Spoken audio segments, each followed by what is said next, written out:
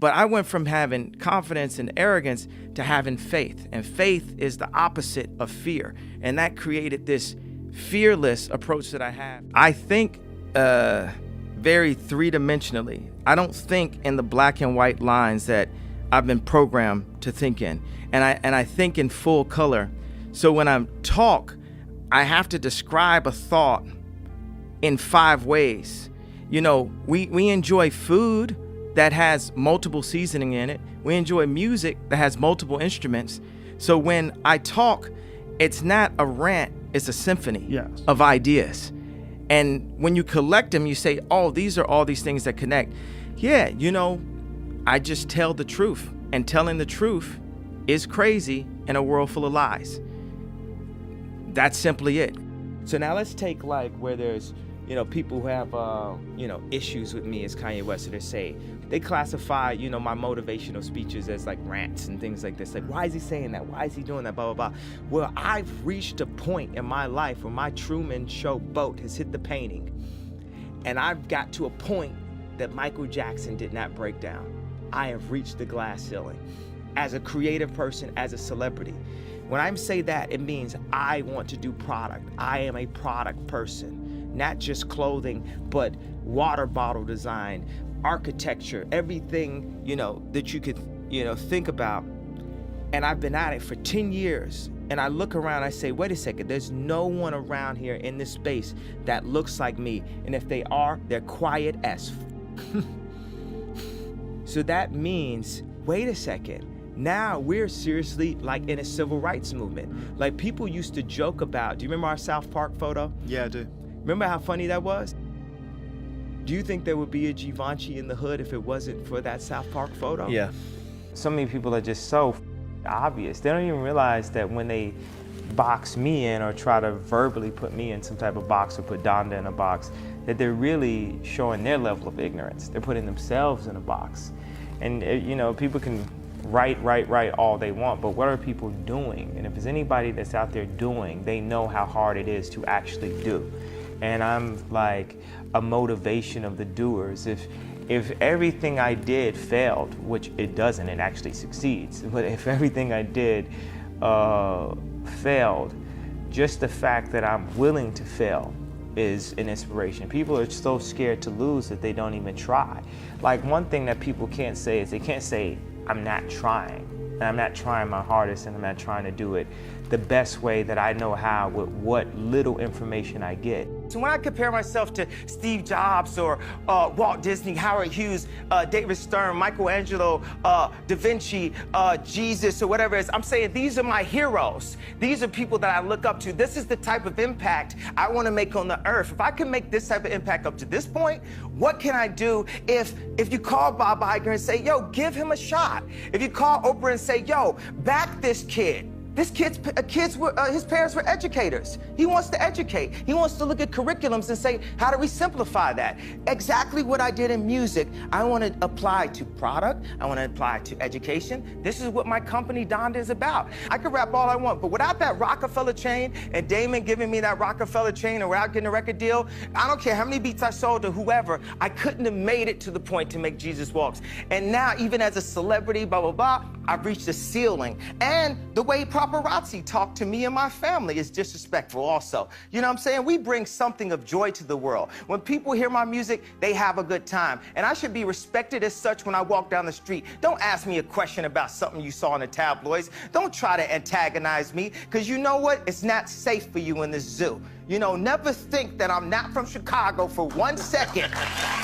So as I go through these different levels, there's times where I would use confidence when I knew what I was doing, and I would use arrogance when I didn't know what I was doing. But I'd rather use arrogance than to let someone diminish my idea of myself, because that is what keeps us going. Hope actually keeps us alive.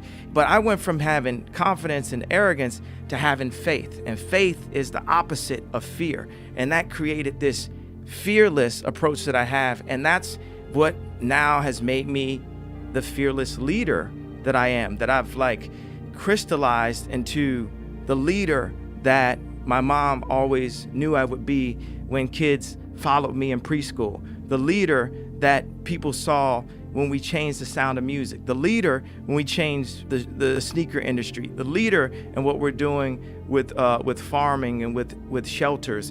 You have to move based on opportunity. If you have an opportunity to make a living at exactly what you dream about, you have to pursue that at that time when it's there. If the opportunity isn't there, just keep educating yourself as much as possible so that when the time comes, you'll be even better at that dream that you had. What I keep saying is I don't want to totally touch on this too long because I might start, crying, but I would think that my mom would trade in every single Grammy, BET, every award for her son to have a doctorate, being that she was Dr. West. Are you a workaholic? Are you always working? No, I actually slept a lot during the project. While they were recording? Yeah, I have a team and we work together. I spent a year and a half after I got out the hospital, and I would go to Amoeba record store and I just start chopping up samples. And it's very therapeutic because I wasn't full yay. I don't know if I'm full yay now, or better or worse, whatever, but it was therapeutic just to listen to those songs and sample and go back to being 14 years old in my mom's house. And by the time it was time to do to put the albums out, we have a whole team at Yeezy Sound that will help come and do the drums, help with lyrics, help with choruses, and I'd give 6, 7 people ideas that I want on the song, and I just go to sleep. We want is a real shot. Not, okay, I'm a celebrity, so that means my line has to cost $10 a t-shirt. No, I understand about quality. I understand about fabrics. I spent 10,000 hours at this. I dedicated my life to this. Then a lot of people say, okay, well, you have to do music. I'm gonna keep doing music, but what if people told me I couldn't rap? What would have happened? What if people told me I couldn't perform? I'm only 36 years old. I have other goals and other things, and I'm gonna use my platform, every platform, to stand up and say, I wanna make something. I wanna make the next Ralph Lauren. They say people don't stand up and protect their dreams. People are too scared of getting, spoofed in a way. And the irony of it is so many people that are creatives. Think about a creative person in school. When you picture them, you probably picture them all the way in the back of your class, sketching or maybe getting beat up. And I'm the one creative, and this is the reason why I went on stage. This is the reason why I did this, because creatives have got beat up my entire life. And there's moments where I stood up to drug dealers in Chicago and said, you can't have my publishing, come and kill me. Do whatever you're gonna do, but you're not going to bully me. You're not gonna stop me, because my mother made me believe in myself. No matter how many people tell me, stop believing in yourself. Stop saying what you can do. Stop affirming what you're gonna do and then completing that in real life. That's the improper way to do it. I refuse to follow those rules that society has set up in the way that they control people with low self-esteem, with improper information, with branding, with marketing. I refuse to follow those rules. It's about truth, it's about information, it's about awesomeness, and the only luxury is time. The time you spend with your family. That's the only luxury. So this concept of luxury. And I remember the last thing she said. She said, you know what the problem is with all these students? As soon as they did anything, from when they were really little, their parents clapped. And the point she wanted to make to me, that she said to me as we were leaving out the hallway of the restaurant the last time I saw her, was, don't clap. You have to push them. You have to drive them. I remember the first time when North climbed all the way to the top of the stairs. And I'm trying to say that Kim would have grabbed her by third stair.